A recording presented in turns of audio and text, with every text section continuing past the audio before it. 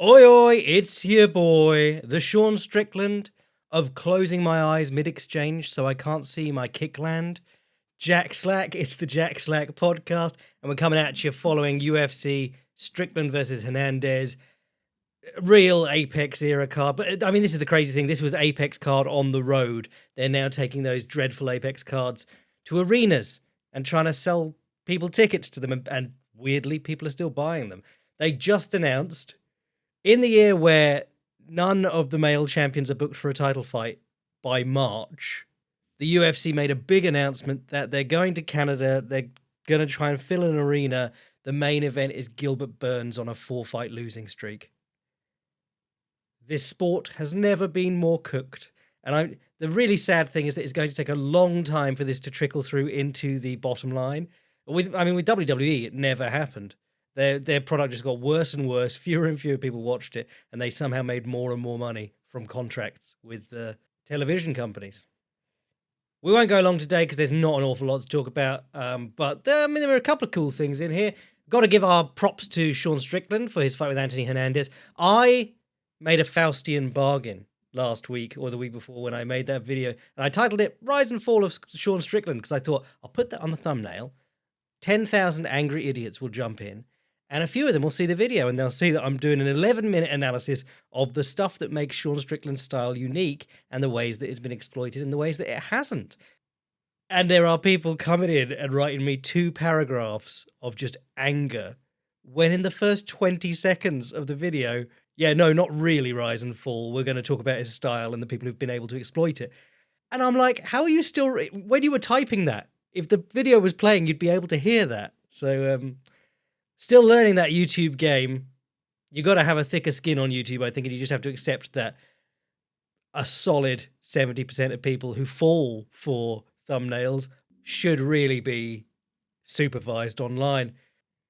But in signing off that video, I was like, well, Anthony Hernandez, really interesting fighter, but very susceptible on the feet, especially early.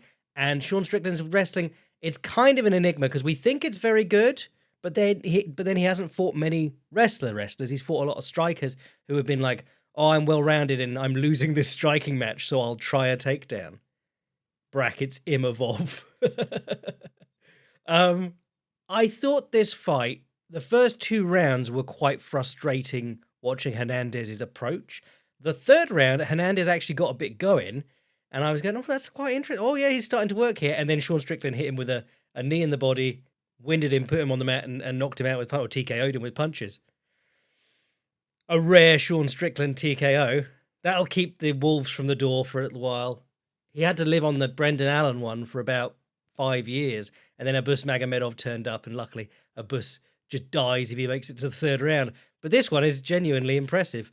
It was more like, he did seem to surprise himself when the bodywork worked, though. He's an intriguing one because he won't ever punch anyone in the body, and he won't really throw like a hard round kick to the body or anything like that. But by repeatedly poking the body with the teep throughout the fight, which is what my 11-minute video was mainly about, like, this is the only guy in MMA using the teep. By repeatedly teeping the body throughout the fight, he really does.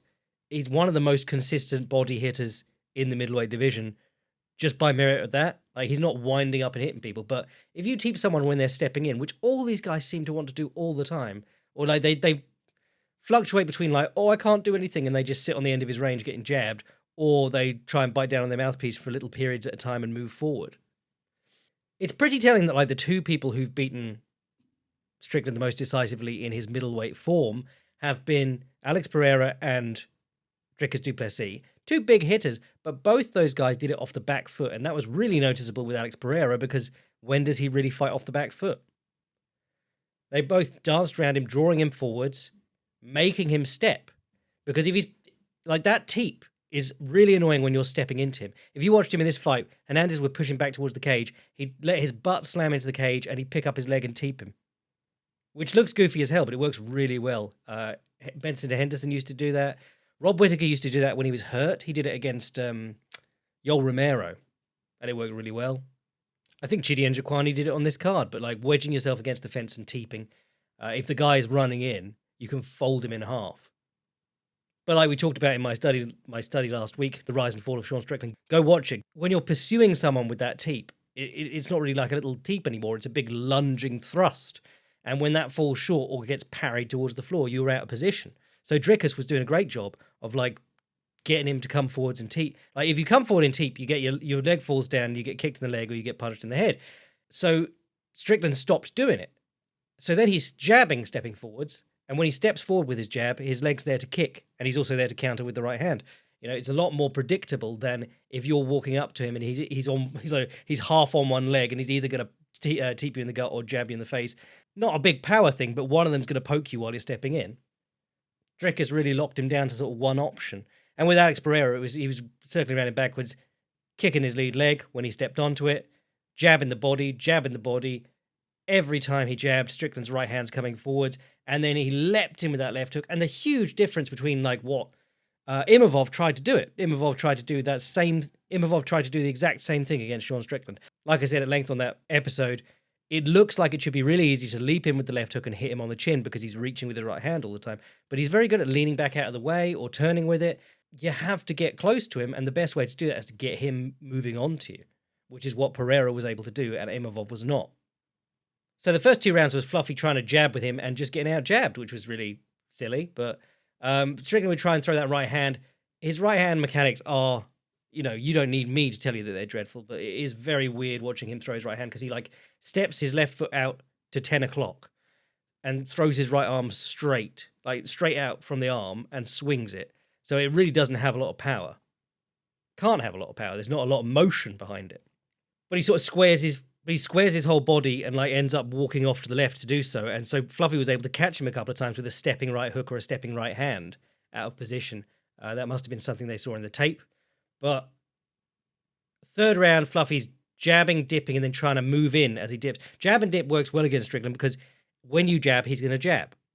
He's either going to take the jab in the palm and immediately jab back, or he's going to try and jab at the same time as you. So if you jab and dip, you give yourself a great chance of getting in under his jab. And then you can come up with the left hook from closer in. You can come up with the right hand to the head. So Fluffy was actually doing some good work with that in the 3rd round. But in the course of getting more aggressive, he ended up running onto that knee from Strickland.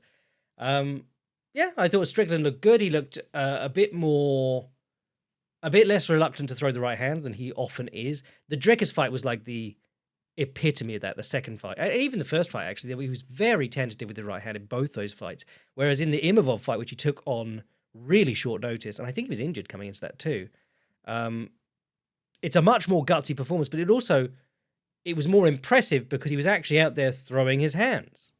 He's got a bit of the Chito Vera's in that or maybe not the Chito Vera's. Chito Vera runs 10 miles a day and then fights like he's terrified of gassing. Sean Strickland fights a lot of his fights in, you'd think that sparring all the time would make you very good under fire, and it does, but it can also make you complacent. It can turn the fight into sparring mode, so he often struggles to get into that second gear. But he was able to here, so that was good. I saw MMA point and a number of other Twitter accounts getting that low-hanging fruit of which of these guys should get the next title shot, and it's him and Imavov. I was just like, sorry to break it to you, lads. They're going to be fighting for the interim title between them, is what's going to happen, because Khamzat Chimaev is not making it to his next title fight. Or at least not this year. He'll turn up in 2027 to murk whoever's the interim champion by then. A little bit frustrating because Anthony Hernandez was on a really good run. Going back to 2020, his first win in that streak was the Rodolfo Vieira fight. That's how long ago that was. But it was kind of like watching this. I've always said like Fluffy's very porous on the feet. His defense is pretty lackluster, and that gets him hurt really badly early on in fights, quite regularly. But when he starts applying the pressure and threatening the takedowns and chaining it all together and keeping the guy in a defensive state, he really wears on them. And in this fight, he attempted one takedown. And you go, what on earth are you doing? Did you not know the route to victory in this fight? Did your coaches not know what you normally do? Oh, to be fair, there was a nice look that Sean Strickland was doing where he was using this little left up jab / uppercut, but he was just He was bringing it down below his chest, basically, to poke Hernandez's head up into the right hand whenever his head dropped. So whenever he was doing the jab and dip stuff, whenever his head was offline, Strickland was doing that. And I've not seen him do that an awful lot before. But then it's middleweight, so I've not seen him fight anyone who moves their head before. But, yeah, one takedown attempted. I can understand where people come from when they see fighters not attempt as many takedowns as they'd like, and they go, oh, he fell in love with his hands, or he forgot his wrestling, or whatever. And I'm the first to be like, well, he might not have felt that the time was right to shoot. He could have felt like he was in danger if he shot there. But if you had like the best part of 15, 14, 30 minutes, whatever it was, and you couldn't find a second attempt in there, I mean, at a certain point, you've got to throw caution to the wind and start going, this is how I'm going to win the fight. Unless he felt like it was going awesome on the feet, but I feel like his corner weren't lying to him about that. They didn't tell him he was winning on the feet. And as a wrestler or a grappler anyway in MMA, you've got to have other ways to force takedown attempts and grappling exchanges along the fence that aren't just ducking in. You've got to be able to strike into clinches. You've got to be able to come in both high and low. So Hernandez attempting one takedown and not really getting back to it is really discouraging. But this is middleweight.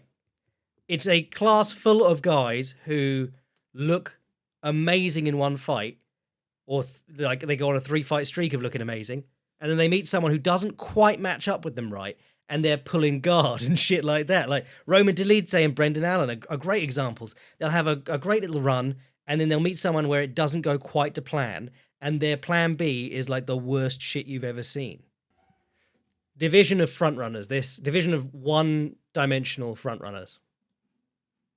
So anything else on this card worth talking about? Melky Costa. I feel really good about giving him my technical turnaround award, the Slacky Award for technical turnaround for 2025. Looked great here. Always been a good kickboxer on the outside. You know, he made his UFC debut against Thiago Moises, and it was the takedowns that got him into trouble. But here he dealt with the takedowns really well. And also, when he got taken down, tried to sit up with the whizzer. Ige pushed him back to the mat. He fell back, put in the hook, elevated Ige over the top, got into a leg entanglement, waited, was really chill. Like, he looked so serene there, because as Ige started stripping his legs away from the leg entanglement, he just sat up on a single leg and came back up. Calm as anything.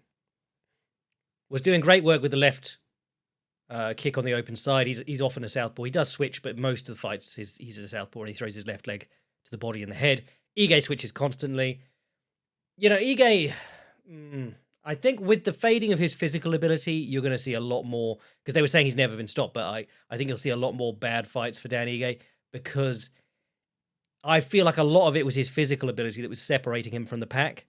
He was a good gatekeeper to the sort of top 10, top 15, because he's always fought really dumb. Or sometimes just no plan at all. But like when he comes in with a game plan, it's always the worst possible game plan for his opponent. He fought Edson Barboza, who will run himself onto the fence.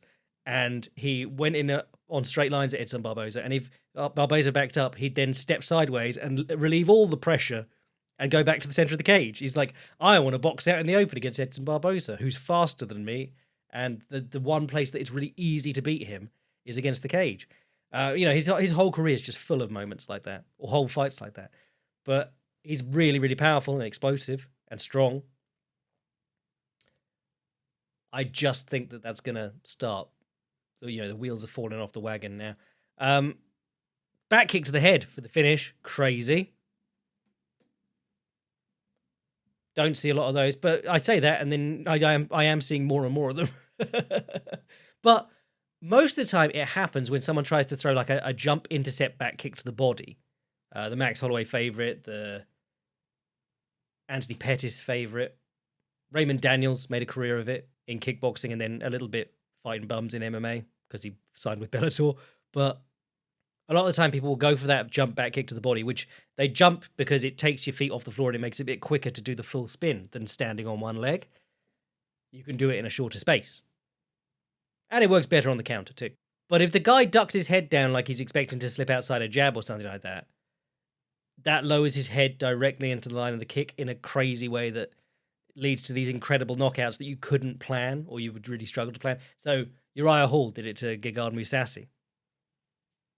Henan Brow did it to Eddie Wineland. And that was the fight that started me down the that was the fight that I was like, this is how you beat Henan Barrow in my Killing the King. And then TJ Dillashaw implemented that and thanked me on Rogan. What a cool guy.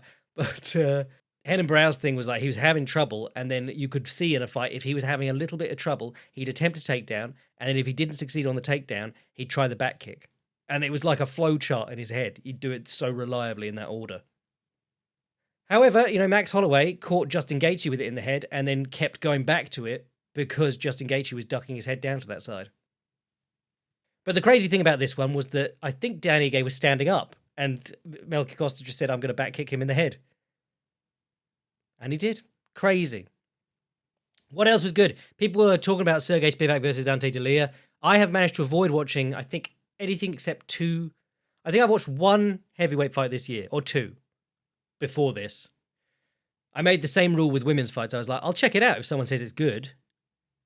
And that's kept me a lot happier than watching them and hoping to find something interesting.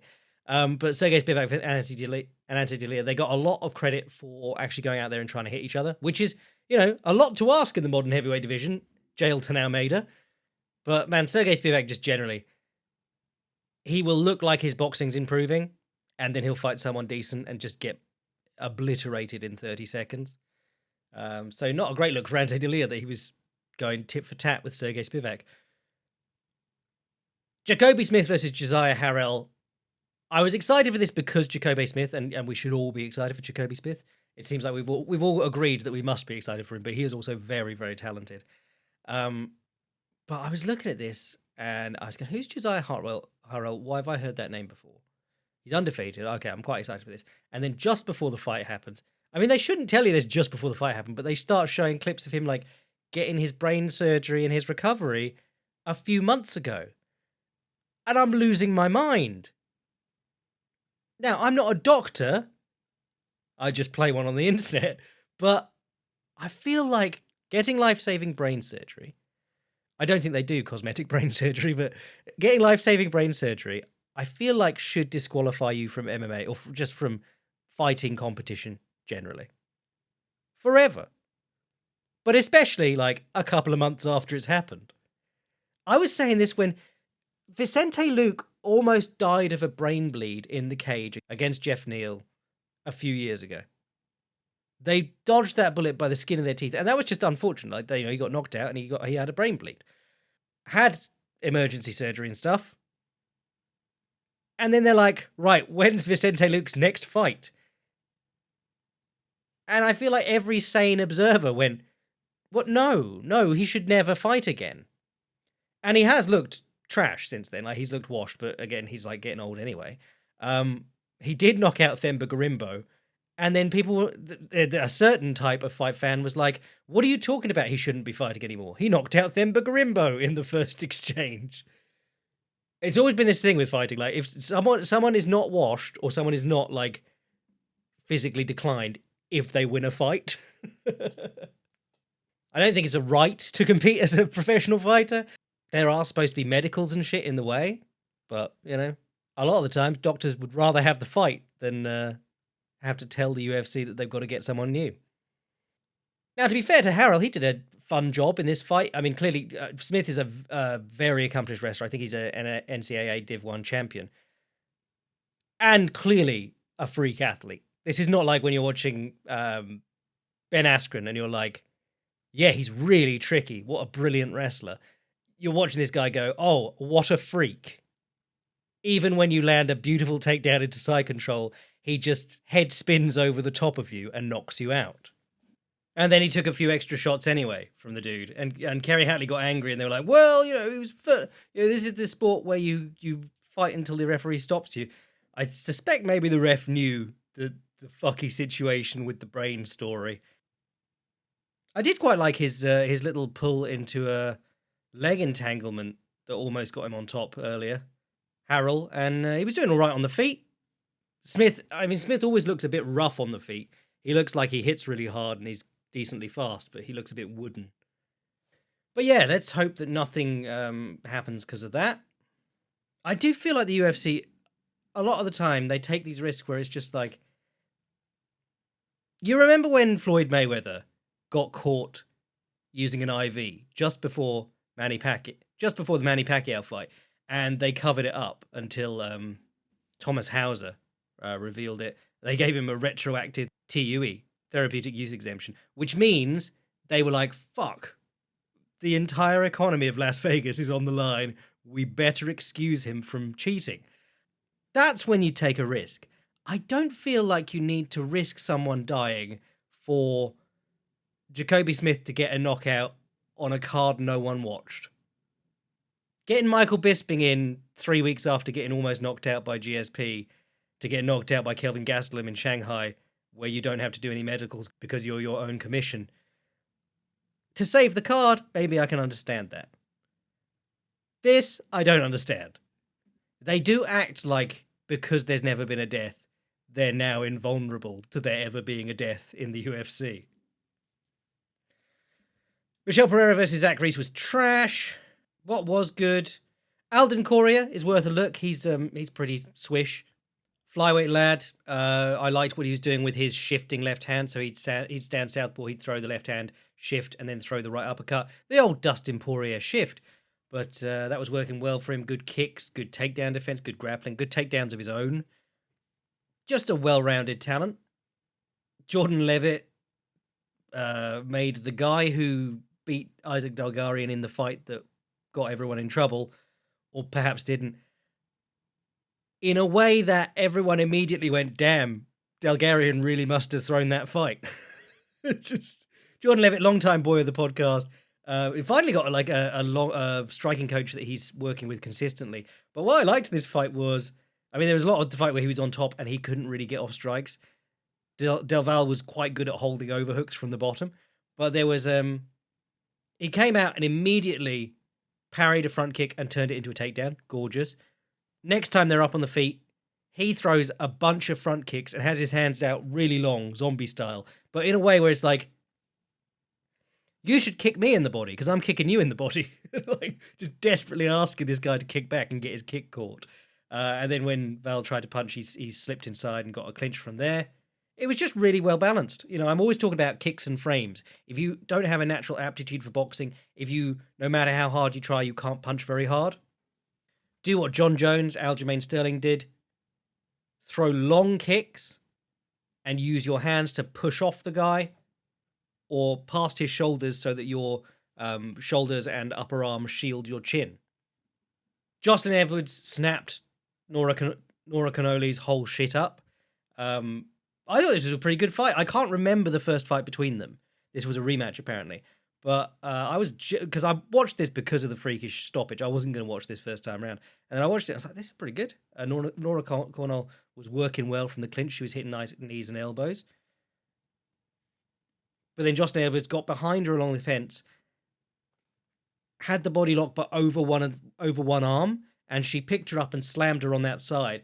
And if you fall on your shoulder with your arm against your body and you fall right on your shoulder, like just that's, you know, the side, your side profile, and then that's hitting the floor first, that can do a lot of damage. People break dislocated shoulder is very, very common.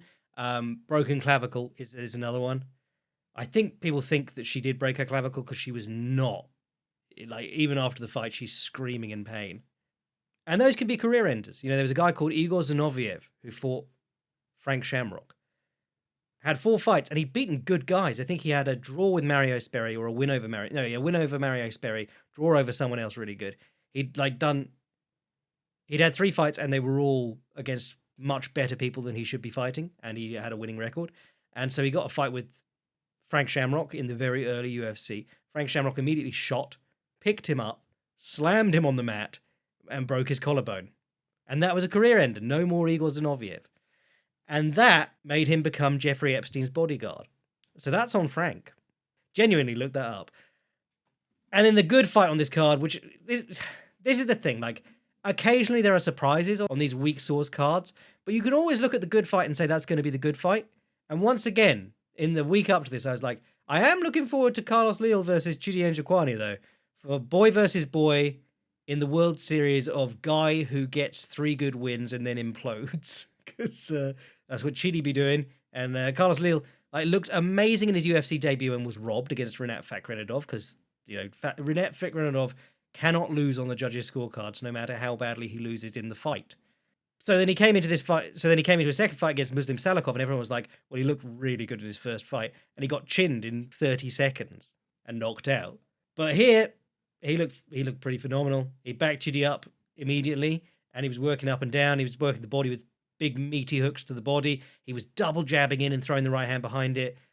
He was threatening level changes, but only enough to threaten the level change. And then Chitty would throw a knee at nothing, and he'd hit him on one leg. It was brilliant. It was the perfect management of being a shorter guy against a big guy who likes knees. Meanwhile, Chitty Njokuani, what he does a lot of is use the inside low kick to set stuff up. So he uses the inside low kick and he steps back to southpaw. And he hopes to hit you with a left straight as you come in, which is a Israel Adesanya special, or a left knee as you come in. Or if he knocks you off balance with the inside low kick, he'll immediately reach for your head and throw up the right knee from wherever his feet are. And that's worked really well for him because he's so much taller than everyone in that division. The problem is in this fight, he got caught for 2 rounds going onto his back foot and going, oh, I'm getting beaten up along the cage, but I will inside thigh kick him and that'll knock him off balance briefly. It's like, bro, we're not in the stadiums. They're not scoring your kicks over the 40 punches that you're eating in between. But I like both these lads because they're good clinch strikers. Obviously, Chitty has a fantastic body of work that you can watch in the UFC. Even his losses, when he pulls people into the clinch, or they try and take him down and he gets the clinch for a long period without getting taken down easily like Jake Matthews did. But when he's in the clinch, he fights really well. He gets his hips back, he posts his head, he uses his knees, and then he breaks with elbows. Carlos Leal, he had a fantastic fight against Ray Cooper III, who was the PFL champion, I think twice or maybe thrice. I think he'd been twice champion, and then in between the seasons, Ray Cooper was supposed to have a keep busy fight against Carlos Leal. Tries to take him down. Leal just holds him in the clinch and beats him up with knees for the whole fight. And then the cheek of them, the next month they're like, the welterweight tournament, Ray Cooper III, Jake Shields, blah, blah, blah, blah, blah, no Carlos Leal. They're like, yeah, you beat the champion, but you don't get the chance to win the $1 million. So no wonder he jumped ship when he did, or as soon as he could. But that's the one to watch. I mean, you got to watch the main event for the third round was when it got cooking, but also for the finish. But watch Chitty versus Carlos Leal because it was a fantastic style mix up. 2 really weird, different styles interacting in weird ways, which is what we always love to see. So largely forgettable slop. Get your fight slop, but just enough to keep us busy until it's not Max Holloway versus Charles Oliveira next week. It's fucking Brandon Moreno main event. But do you know what? I'm going to do fun stuff on the Patreon, talking about shit that I like. So sign up to the Patreon to get real MMA content because it seems like a lot of real MMA is in the past. And if not, I'll catch you next week. I'm your boy Jack Slack. UFC using generative AI in promos because let's not even pretend anymore. Bless.